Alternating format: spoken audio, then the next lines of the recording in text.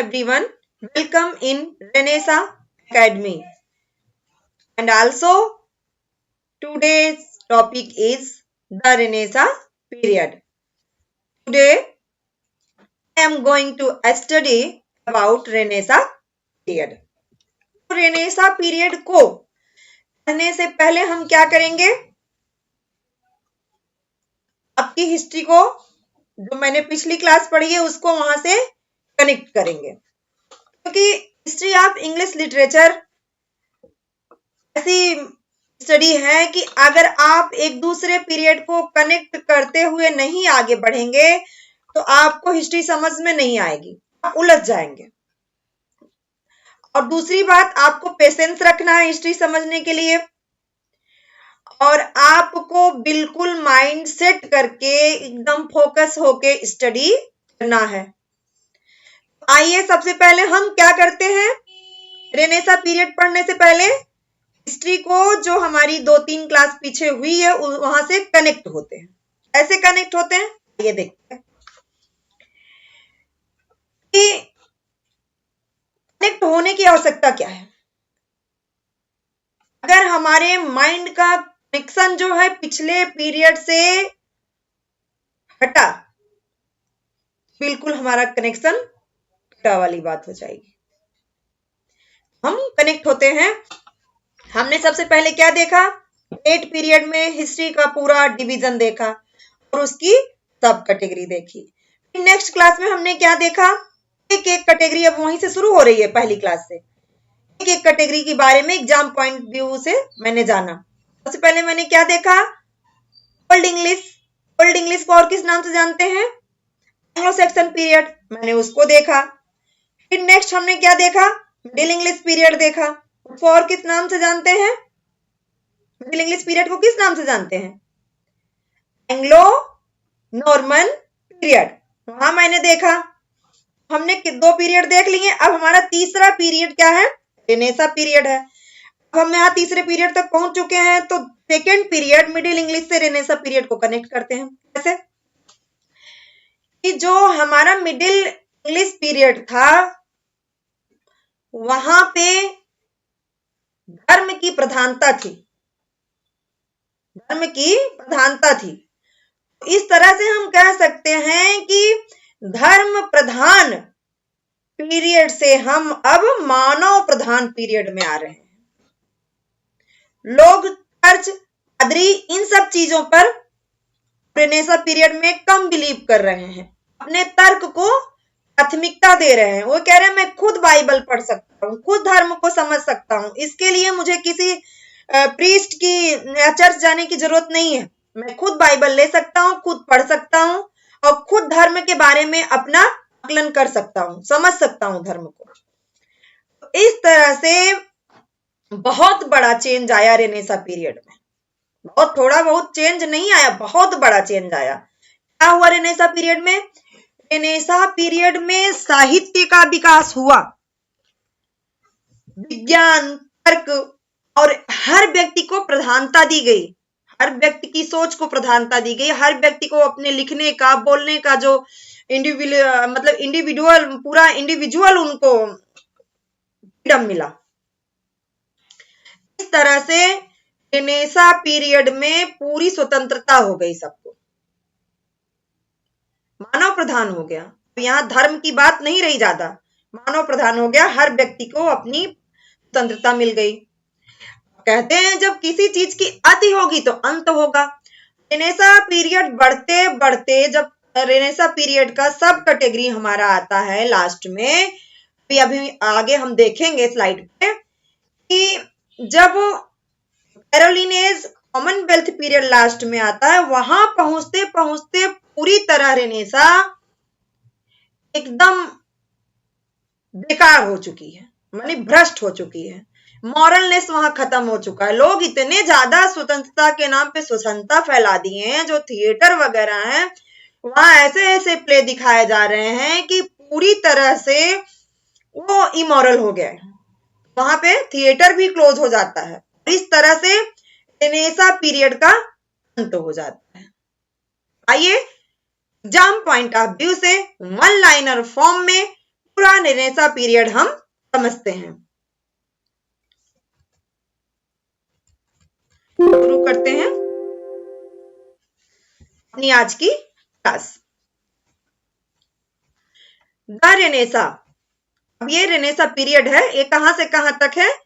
1500 to 1660। आपको ये date याद रखनी है क्योंकि बहुत रिपीटेड है ये रेनेसा पीरियड का टाइम। अब इसकी सब कैटेगरी देखते हैं। सबसे पहले कौन सी कैटेगरी है इसमें? अर्ली रेनेसा पीरियड, जिसको और किस नाम से जाना जाता है? Dawn depression, 1500 to 1558। अब ये कहां से इसका ओरिजिन है?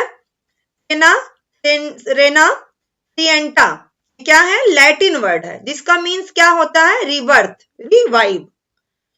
अभी आप वन लाइन समझते चलिए, हम आपको एक्सप्लेन करके पूरा समझाएंगे। सेंस रखिए, सेंस की चीज है हिस्ट्री। जूलियस माइकलेट, हिस्टोरिया डी फ्रांसे, क्या है? इनकी बुक है जूलियस माइकलेट की। First time use this word Renaissance. इन्होंने रेनेसा वर्ड का सबसे पहले यूज कहां किया? हिस्टोरिया डी फ्रांसे में। आपका क्वेश्चन बन जाए कि सबसे पहले रेनेसा वर्ड का कहां यूज हुआ? बुक का नाम अगर पूछ रहा है तो हिस्टोरिया डी फ्रांसे, और किसकी? जूलियस माइकलेट की।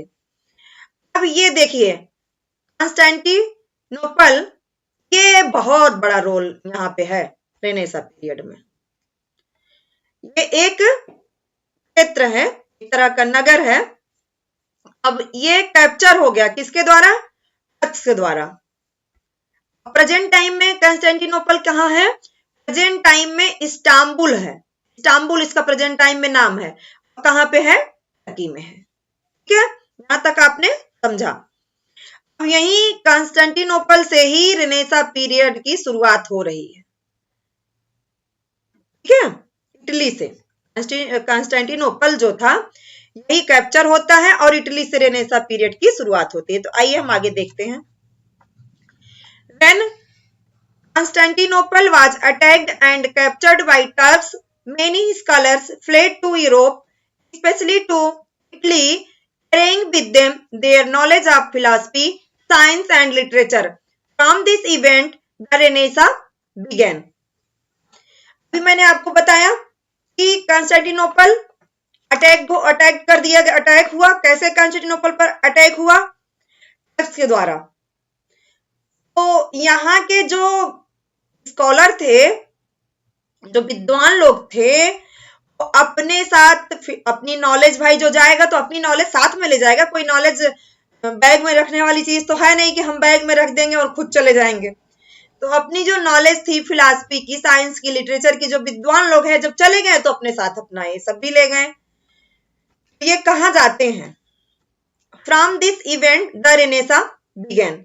अब इसी कॉन्स्टेंटिनोपल जो अटैक होता है, इसी टाइम पे अटैक होने के साथ साथ हमारा रेनेसा पीरियड शुरुआत हो जाता है। सबसे पहले कहा? इटली। क्यों? क्योंकि जब ये कैप्चर हो जाता है कॉन्स्टेंटिनोपल टर्क्स के द्वारा, बहुत सारे जो इस रीजन में रहने वाले स्कॉलर्स हैं वो चले जाते हैं कहां पे?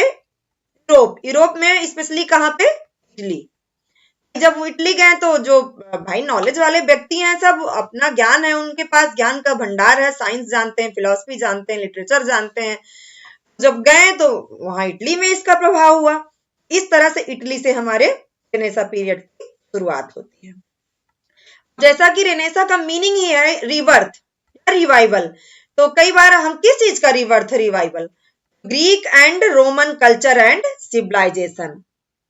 ग्रीक और रोमन कल्चर और सिविलाइजेशन का फिर रिवाइवल होता है, जिसको पुनर्जागरण बोलते हैं। Renaissance means. इसका रेनेसा का क्या प्रभाव रहता है? पूरे रेनेसा आने से क्या क्या होता है, आगे हम देखते हैं। Humanism focused on human values, reason and individual potential instead of religious और सुपरनेचुरल बिलीफ्स। पहले ही आपको जब इसकी समरी बताई तो आपको बताया कि धर्म प्रधान से मानव प्रधान बात होने लगी है। मिडिल इंग्लिश पीरियड में धर्म प्रधान बातें होती थी, अब इसमें क्या हुआ?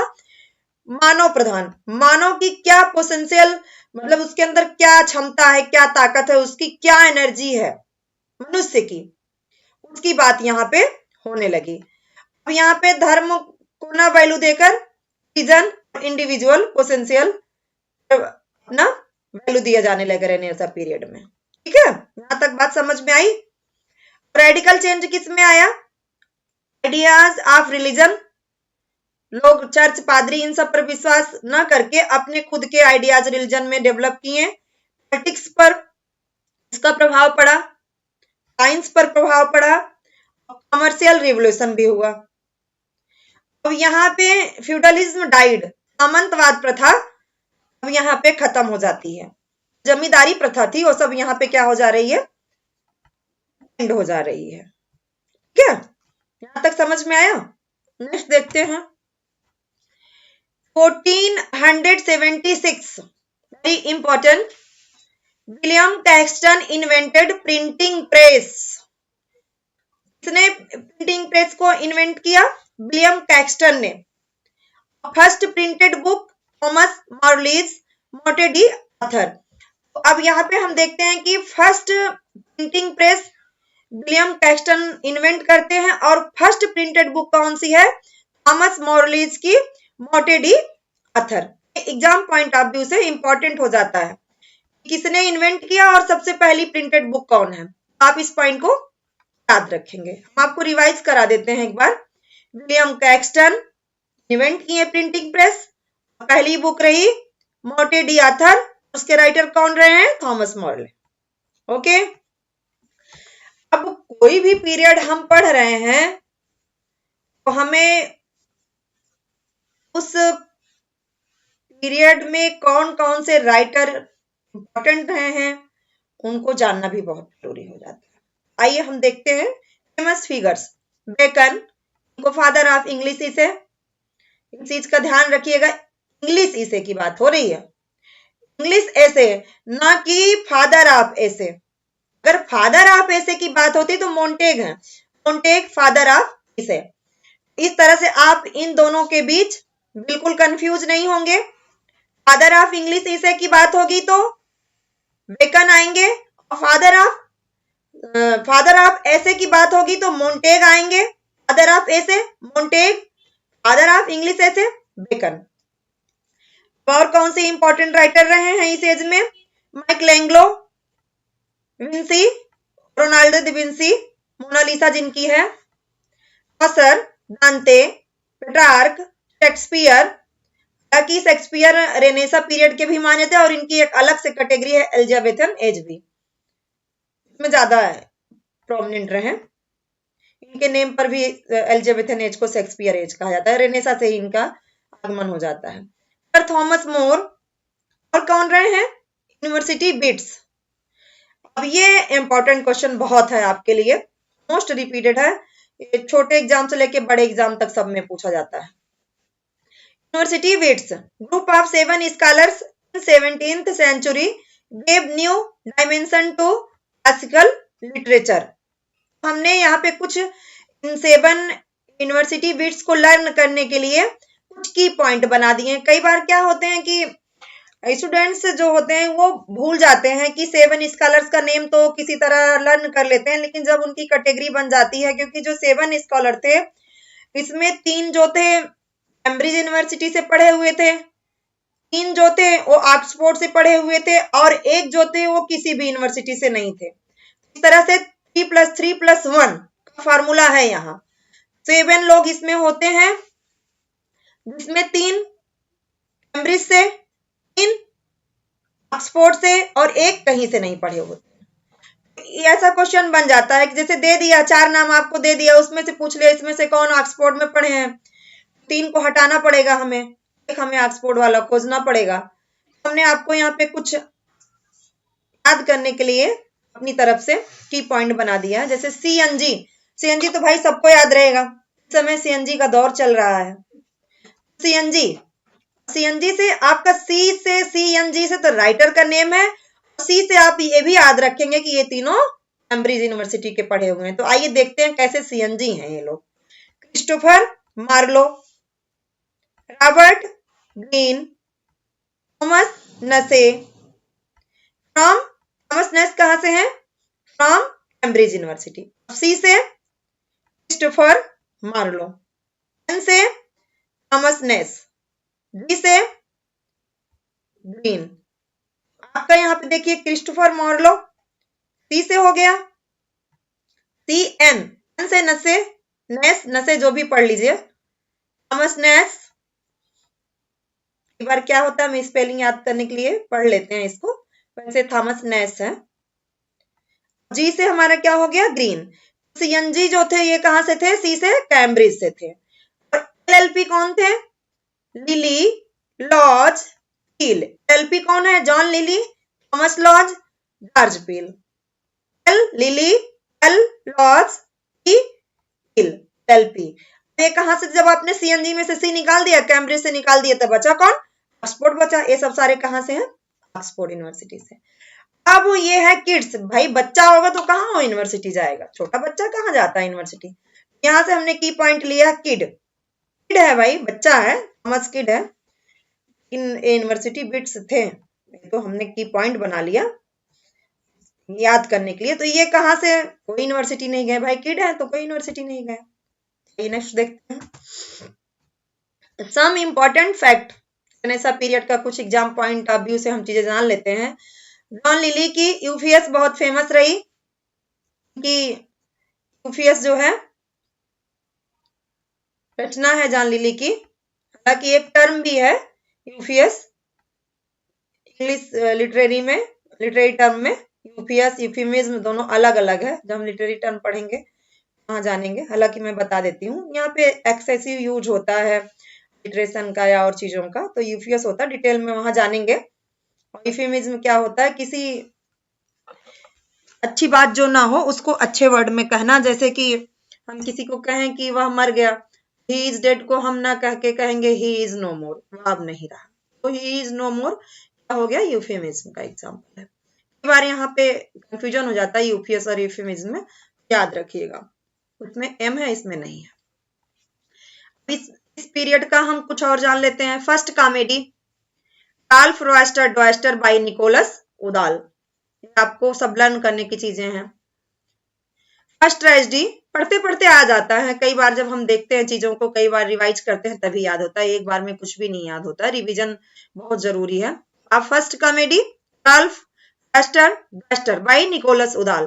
First tragedy Gorboduc, subtitle Ferrex and Porrex by Thomas Sackville and Thomas Norton, ये दोनों लोग का मिलके वर्क रहा। First play in blank verse, और ये गर्वोडक क्या है? ब्लैंक वर्स में लिखा गया पहला प्ले है, ब्लैंक वर्स है यहाँ पे। तो आप ये चीज जान लीजिए ब्लैंक वर्स क्या होता है। ब्लैंक वर्स जो होता है उसमें राइम नहीं होती है, मीटर होता है, ठीक है। फादर ऑफ रेनेसा कौन है? चौसर है। चाइल्ड ऑफ रेनेसा स्पेंसर है। A C Swinburne called Marlowe, A C Swinburne ने मार्लो को क्या कहा? Father of English tragedy. Marlowe का फेमस वर्क है the Jew of Malta. Shakespeare the Merchant of Venice का सोर्स भी है द जीव ऑफ माल्टा। आपको यहाँ पे एक चीज एक्स्ट्रा मिल रही है। रॉबर्ट ग्रीन है मास्टर ऑफ प्लॉट कंस्ट्रक्शन है। थॉमस किड है the Spanish tragedy, play with in play इन्होंने यूज किया, थॉमस किड ने द स्पेनिश ट्रेजेडी में, और यहीं से प्ले विद इन प्ले का यूज शुरू हुआ। शेक्सपियर ने भी खूब यूज किया इसका, प्ले विद इन प्ले का। अब हमारा यहाँ पे अब देखिए रेनेसां पीरियड का हमने पहला डिवीजन जाना, सब कैटेगरी जो बटी। अब हम किसमें पहुंचेंगे? आपको एक बार दिखा दे रहे हैं। रेनेसां पीरियड से हमने क्या जाना यहाँ पे? अर्ली रेनेसां पीरियड, जहां पे रेनेसां की शुरुआत हो रही, डॉन प्रिपरेशन। हम नेक्स्ट पीरियड में पहुंचेंगे एलिजाबेथन एज, ठीक, सब डिवीजन। एलिजाबेथन एज कहां से? 1558 से 1603 तक। इसको और किस एज से नाम जाना जाता है? Age of Shakespeare. Elizabethan age क्योंकि क्वीन एलिजाबेथ थी, और इस एज के सबसे प्रोमिनेंट राइटर विलियम शेक्सपियर रहे हैं, इसलिए इस एज को एज ऑफ शेक्सपियर भी कहा गया। ओके, तो ऐसा नहीं है कि शेक्सपियर रेनेसा की शुरुआत में नहीं थे, लेकिन यहां तक आते आते वो प्रोमिनेंट एकदम बन गए, इसलिए मेन लीड करने लगे इस एज को, इसलिए इस एज को एज ऑफ शेक्सपियर कहा जाने लगा। और क्वीन एलिजाबेथ का रीजन था उस समय, क्वीन थी, इसलिए एलिजाबेथन एज नाम था। एक कहां से कहां तक है? 1558 से 1603 तक। Reign of Elizabeth first, late 16th and early 17th century, ये हमारा यहाँ पे रीजन ऑफ एलिजाबेथ है। इसकी कैरेक्टरिस्टिक्स क्या आ रही है अब हम देखते हैं एलिजाबेथन एज की। विगोरस इंटेलेक्चुअल थिंकिंग, भाई बुद्धिमान लोग आ गए हैं यहाँ पे, बहुत इंटेलेक्चुअल थिंकिंग की बात हो रही है। Age of adventure and discovery, बहुत सारे साहसिक खोजें हुई, adventures, discovery, new ideas of experience, और बहुत सारे नए नए आइडियाज आए। भाई रेनेसा पीरियड तो चल ही रहा था, तो चीज शुरुआत होती है तो हल्का होता है, फिर भाई बढ़ा है टाइम, बढ़ी चीजें। देखिए यहाँ पे और क्या है, 30 ईयर वार, वेरी इंपॉर्टेंट, आपसे क्वेश्चन बन सकता है कि 30 ईयर वार कहाँ पे है? एलिजाबेथन एज में है। एलिजाबेथन एज नहीं ऑप्शन में है तो रेनेसा पीरियड में। 1618 to 1648, 5 to 8 million people were died। कितने लोग? 5 to 8 million people were died, मारे गए 30 ईयर वार में। इसी में the defeat of Spanish armada, armada क्या है? वार फ्लीट है, इसका डिफीट, हारना, आर्मडा का स्पेनिश जो आर्मडा है, वार फ्लीट है, उसकी हार। एक ए इंपॉर्टेंट इसमें घटना रही है और एक ए इंपॉर्टेंट घटना रही, दो चीज आप याद रखिएगा। इस एज में भाई दम पकड़ लिया था मामला, पूरा तूल पे था रेनेसा पीरियड। अब आप यहां देखिए, the golden age of English poetry and drama, golden age कहा जाता है एलिजाबेथन एज को, एज ऑफ शेक्सपियर। ठीक है, इंपॉर्टेंट राइटर्स कौन रहे हैं? विलियम शेक्सपियर सब जानते हैं, इनके कंटेम्प्रोरी रहे हैं बेन जॉनसन, बेकन भी यहाँ रहे हैं। यूनिवर्सिटी बिट्स जो हमने अभी आप पीछे CNG, LLP और किड पॉइंट बताए, वो यूनिवर्सिटी बिट्स रहे हैं यहाँ पे। सर फिलिप सिडनी रहे हैं, एक्सेट्रा, ये इंपॉर्टेंट रहे हैं, आप इतने नाम तो एटलीस्ट जानते रहिए। यहाँ पे Ben Jonson started comedy of humour, comedy of humour को कौन स्टार्ट किया? क्वेश्चन बन सकता है, तो बेन जॉनसन ने। यहाँ पे नेक्स्ट है आपका, Ben Jonson criticised Shakespeare, new little Latin less Greek. Ben Jonson ने क्या क्रिटिसाइज किया? ये क्रिटिसाइज की स्पेलिंग थोड़ी सी एरर है प्रिंट में, आप इसको चेक कर लीजिएगा, आई थिंक यस की जगह जेड है। Ben Jonson criticised Shakespeare, new little Latin less Greek. भाई शेक्सपियर ज्यादा पढ़े लिखे नहीं थे, लेकिन पढ़े लिखे ना होने के बावजूद भी ज्ञान के भंडार थे, उनकी इमेजिनेशन पावर बहुत अच्छी थी, आप उनके प्ले पढ़ के खुद देख सकते हैं। इसलिए बेन जॉनसन ने उनको क्रिटिसाइज्ड किया कि ना वो लैटिन जानता है ना ग्रीक जानता है। ठीक है, अभी यहाँ पे हमारा एलिजाबेथन एज, यहाँ पे बेन जॉनसन ने क्रिटिसाइज कर दिया, यहाँ पे हमारे एलिजाबेथन एज यहाँ पे क्या हो रही है? खत्म हो रही है। रेनेसा पीरियड की एलिजाबेथन एज डॉन था, डिप्रेशन एज थी, एलिजाबेथन एज थी। अब हम किस में एंटर कर रहे हैं? जैकोबियन एज, इसी रेनेसा पीरियड का थर्ड डिवीजन है। ये कहां से है? 1605 से 1623 तक, और इसको एज ऑफ जॉन डन भी कहा जाता है, क्योंकि इस एज के प्रोमिनेंट फिगर रहे हैं जॉन डन। और जैकोबियन एज किसके नाम पर पड़ा? जेम्स फर्स्ट के नाम। ये जैकोबियन लैटिन वर्ड है, जैकोबस, जिसका मीनिंग होता है जेम्स, इसलिए इस किंग के नेम पे ये जेम्स फर्स्ट के नाम पर ये जैकोबियन एज रही। प्रोमिनेंट राइटर जॉन डन रहे, इसलिए एज ऑफ जॉन डन कहा जाता है। यहां तक बात समझ में आई? James six Scotland, James first England. ये जो जैकोबियन एज जो नेम है, जो जेम्स फर्स्ट के नाम पर, जो जेम्स सिक्स थे स्कॉटलैंड के, वही व्यक्ति जेम्स फर्स्ट हैं इंग्लैंड में। दोनों एक ही हैं, जेम्स सिक्स और जेम्स फर्स्ट। ये स्कॉटलैंड में जेम्स सिक्स के नाम से जो थे, वही जेम्स फर्स्ट नाम से इंग्लैंड में किंग हैं।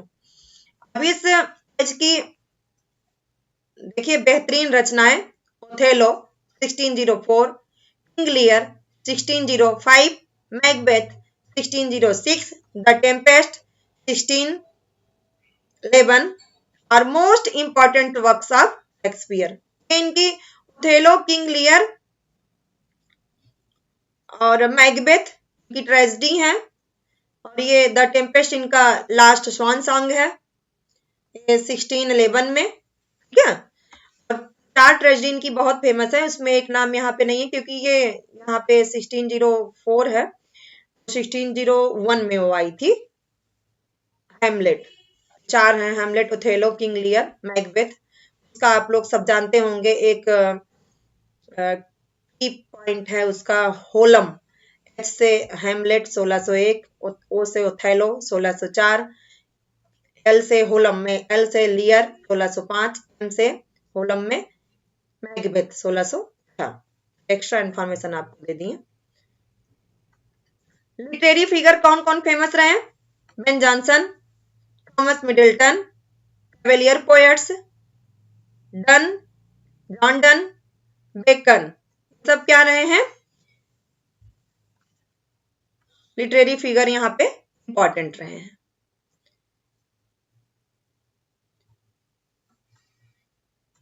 कुछ स्लाइड में प्रॉब्लम है, एक सेकंड वेट कीजिए।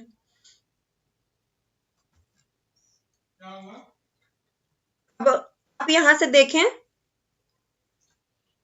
इस एज में greatest achievement of English poetry, greatest achievement of English poetry क्या रही है? किंग जेम्स की बाइबल रही है। ठीक है, 1611 में। इसके पहले भी वाइक्लिफ की बाइबल रही है, लेकिन यहाँ पे किंग उन्होंने, यहाँ पे हम देखें नोट में डाल भी दिए हैं, वाइक्लिफ की translated Bible in English first. और यहाँ पे greatest achievement of English history क्या रही है? किंग्स जेम्स बाइबल 1611 में। बेन जॉनसन ने स्टार्टेड राइटिंग मास्क, यहीं पे बेन जॉनसन क्या कर देते हैं? मास्क राइटिंग की शुरुआत कर देते हैं। मास्क क्या होता है? लोग जब हम लिटरेरी टर्म पढ़ेंगे तो इसके बारे में डिटेल जानेंगे। एक व्यू देख लेते हैं कि मास्क क्या होता है। इसमें जो प्ले परफॉर्म होता है, लोग मास्क पहन के को परफॉर्म करते हैं। इसकी स्पेलिंग बहुत इंपॉर्टेंट है, MASQUE। 1670 में 16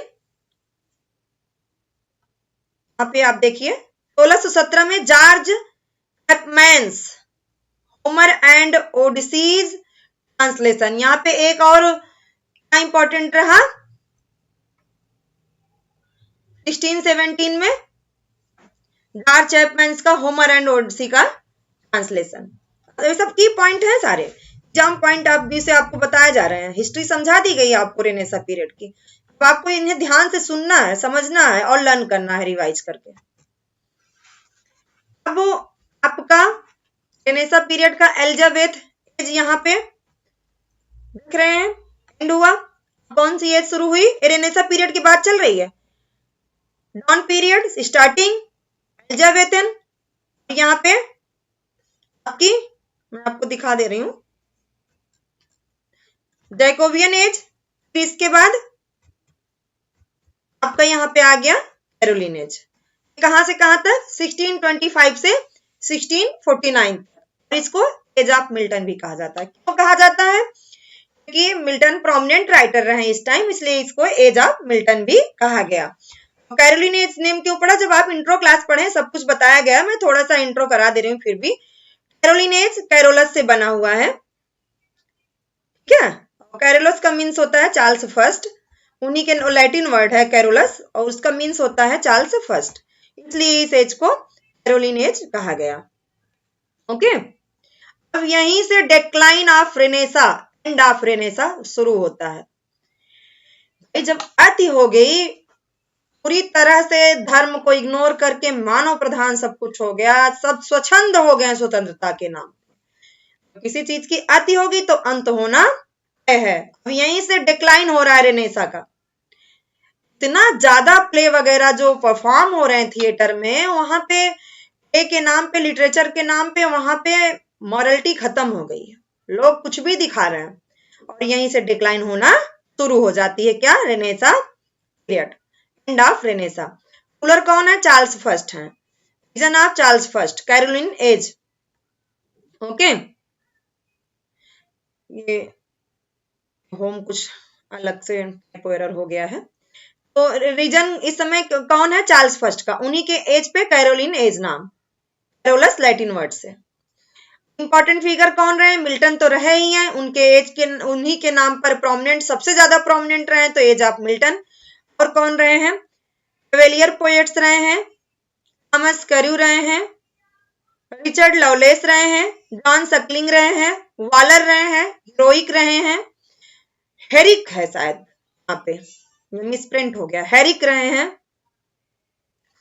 और मेटाफिजिकल पोएट्स में John Donne, George Herbert, Henry Vaughan, Cowley, Katherine Philips, ये सब हमारे प्रोमिनेंट इंपॉर्टेंट राइटर रहे हैं। इनको आप लर्न कर सकते हैं कि इस पीरियड के रहे हैं। अब यहाँ पे पोएट्री देखिए क्या होती है, poetry turn to a new dimension, platonic love, theatre closed because of plague, sorry. अब यहाँ पे आपने देखा कैवेलियर पोएट्स इंपॉर्टेंट रहे हैं, मेटाफिजिकल पोएट्स इंपॉर्टेंट रहे हैं कैरोलिन एज में। अब यहाँ पे पोएट्री न्यू डायमेंशन ले लेती है, पोएट्री कहाँ पहुंच रही है, प्लेटोनिक लव, जिसमें रोमांस की बातें होनी शुरू हो जाती हैं, ठीक है, प्लेटोनिक लव बात यहाँ पे हो रही है, पोएट्री अब यहाँ पे न्यू डायमेंशन ले रही है। थिएटर क्लोज हो जा रहे हैं प्लेग की वजह से 1638 टू 1639 में। अब यहाँ पे हमारा लास्ट डिवीजन है रेनेसा पीरियड का, कॉमनवेल्थ पीरियड, इसको जानते हैं क्या रहा ये, 1649 to 1660 Commonwealth period. Charles first declared the civil war, king Charles first was charged with tyranny and treason. इन पे चार्ल्स फर्स्ट पर टायरनी और ट्रिजन का, देशद्रोह का आरोप लग जाता है और इनको फांसी दी जाती, मतलब फांसी दे दी गई इस समय चार्ल्स फर्स्ट को। Charles first was executed in 1649, 1649 में चार्ल्स फर्स्ट को एग्जीक्यूटेड कर दिया गया, ठीक है। अब यहाँ से प्यूरिटन्स बिकम विक्टोरियस, अब यहाँ से प्यूरिटन्स जो थे वो बिकम विक्टोरियस, भाई उनकी विजय हुई। थिएटर क्लोज्ड, थिएटर क्लोज हो गया मॉरल की वजह से, नहीं मॉरल चीजें होने लगी कि वहां पे थिएटर फिर क्लोज हो गया। इस एज को कहा गया, this age is called the puritan age, puritan age कही गई। ओलिवर क्रॉमवेल अब यहाँ पे became lord protector of a united commonwealth of England, Scotland and Ireland. अब लॉर्ड प्रोटेक्टर कौन बने यहाँ पे कॉमनवेल्थ पीरियड में, ओलिवर क्रॉमवेल। चार्ल्स फर्स्ट की फांसी हो गई, ओलिवर क्रॉमवेल कौन बने, लॉर्ड प्रोटेक्टर बन गए। और United commonwealth of England, Scotland and Ireland, इसी बात की वजह से United Commonwealth, England, Scotland, Ireland को इन्होंने यूनाइटेड किया, इस वजह से इस पीरियड का नाम भी कॉमनवेल्थ पीरियड था। अब यहाँ पे इंटरगनम प्रोटेक्टोरेट, इंपॉर्टेंट राइटर कौन रहे हैं, Milton, Thomas Browne, Cowley, Marvell, Hobbes. Milton, Thomas Browne, Cowley, Marvell, Hobbes कौन रहे हैं, इंपॉर्टेंट राइटर रहे हैं, ठीक है। तो इस तरह से हम पहुंच गए कहां पे, एंड ऑफ रेनेसा पे, और हमारा चैप्टर यहाँ पे रेनेसा पीरियड क्लोज होता है। तो हम थोड़ी सी कुछ बातें एक्स्ट्रा जान लेते हैं इस पीरियड को पढ़ने के दौरान कुछ ऐसे वर्ड आए हैं जिनको हम समझ लेते हैं। आपको एक वर्ड पीछे मिला था, मैंने शायद वहां एक्सप्लेन नहीं किया था, कैवेलियर पोएट्स। कैवेलियर पोएट्स कौन थे? उस समय कैवेलियर पोएट्स वो थे जो राजा का समर्थन करते थे। यहाँ पर आपको मिला था कैरोलिन एज में कैवेलियर पोएट्स। ये कैवेलियर पोएट्स कौन थे? वो लोग थे जो चार्ल्स फर्स्ट का समर्थन करते थे। ठीक है, दो टर्म आपको इंटरगनम, प्रोटेक्टरेट और कैवेलियर पोएट्स के बारे में यहाँ पे हमने अलग से बता दिया, जिससे कि आपके मन में कुछ डाउट न रह जाए। इस तरह से हमारा रेनेसां पीरियड एंड होता है और हम अब नेक्स्ट क्लास में नियो क्लासिकल पीरियड के बारे में जानेंगे। हमने शुरू में आपको समरी बताई, अब फिर हम आपको एक बार समरी बता के पूरा रेनेसां पीरियड अपनी क्लास यहाँ पे सम अप करते हैं। ऐसे हमारा वहां पे मिडिल इंग्लिश का एंड होता है, मिडिल इंग्लिश पीरियड का, हमारा रेनेसां पीरियड शुरू होता है। ऐसे मिडिल इंग्लिश पीरियड में, ओल्ड नॉर्मन पीरियड में हमारी जो धर्म की प्रधानता है, यहाँ पे मनुष्य की प्रधानता हो जाती है। लोग एकदम स्वतंत्रता के नाम पे स्वच्छंद हो चुके हैं और अति होने के बाद रेनेसां पीरियड का अंत हुआ। फिर से हम नियो क्लासिकल पीरियड में एंट्री करेंगे। ये सब हम नेक्स्ट क्लास में नियो क्लासिकल पीरियड के बारे में कहेंगे। Thank you very much.